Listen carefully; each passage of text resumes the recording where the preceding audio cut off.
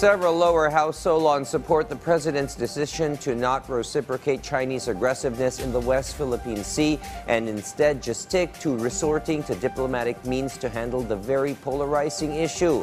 For Surigao del Norte 1st District Representative Bingo Matugas, it would be better if the country remains a peace-loving nation while continuing to stand up for our territorial rights. Meanwhile, House Deputy Majority Leader Erwin Tulfo expressed alarm over a development wherein the Chinese are reported to also increase their presence in the country's eastern seaboard.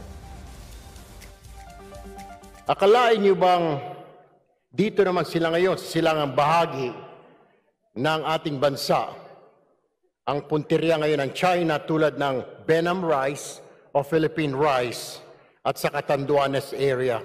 At para hindi po halata, mga research vessels daw ang pinapadala nila ngayon. Abay, Madam Speaker, napakalayo na po ito sa China dahil ito po ay nasa eastern seaboard na ng bansa at hindi na sa West Philippine Sea.